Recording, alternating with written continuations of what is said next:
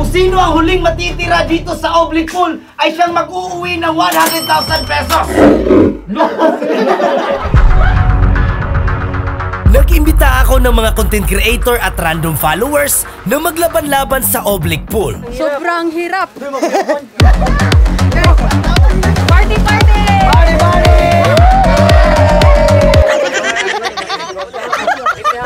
Okay.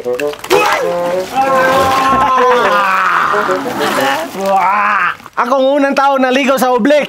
Ang oblique ay gawa sa cornstarch at tubig. Sa pamamagitan ng paghalo sa tamang proportion, pwede kang makabuo ng parang slime. Di namin alam kung matatapos namin to ngayon. Baka hanggang bukas nagmi-mix pa rin kami. Day before the challenge ay hinalo namin ito because this oblique pool contains 83 sacks of cornstarch.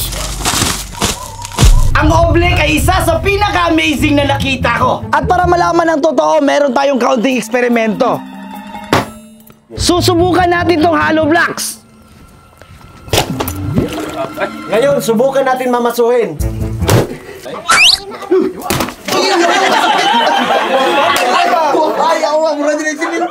Napaka-easy at smooth tingnan ng oblique. Pero pag trap ka na dito, kung hindi ka makahanap ng tulong, imposible ka nang makalabas. Ang hirap! Dahil legit kaya, mag-out na ako. May nauna nang nag-out, pero pagkatapos nito, ay halos nagsunod-sunod na lahat. Hindi ko na kaya guys, sobrang hirap. Talaga.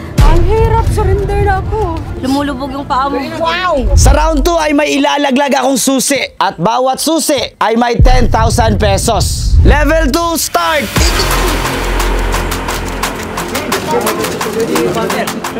Nahirapan ako sa kalsod. Yung nose niya, sumisiga na. Okay lang, kahit nahihirapan lang ang mukha. Dago, hahanap na ako ng susi. Ito na siguro ang pinaka nakakapagod at pinakamadaling matapos na challenge na aming napalaro. Dahil wala pang 10 minuto, may mga players na sumusuko. Sorry guys, hindi rin tinakaya guys. Uuwi tayong luhaan. Napakahirap ang challenge. Hopefully, wala ma-pass out ngayon. Welcome sa level 3. Sa level na ito, kailangan nilang humanap ng kaparehas. Hindi ito magiging madali dahil kakadinahin namin ang kanilang mga paa. Yes! Yes, sir! Yes, sir! Ito ang pinili ko kasi kapwa taga-Talisay kami. Wow! Kahit hindi kami magkamukha. Hello darkness, my old friend.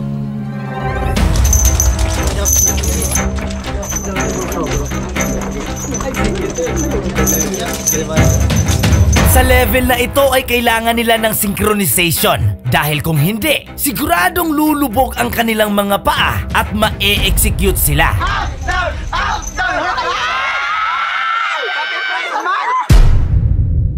At dahil may susi pa sa ilalim, yung grupong lumubog yung paa, pwede pa rin silang humanap ng susi at tsansang maka 10,000 pesos sa bawat susi. Dapat tayo manalo.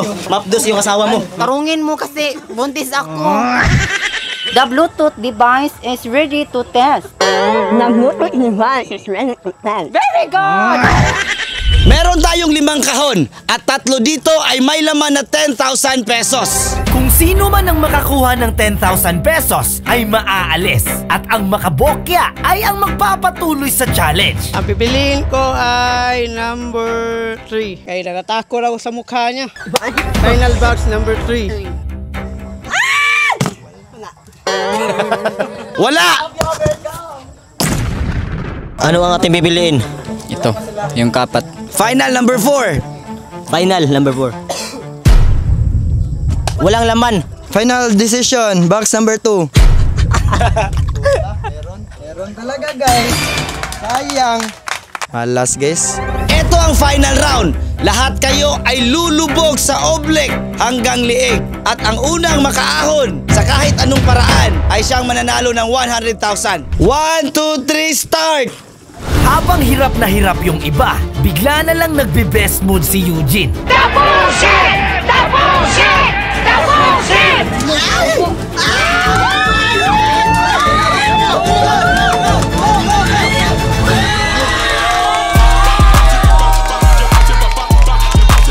Congratulations! 100,000 pesos!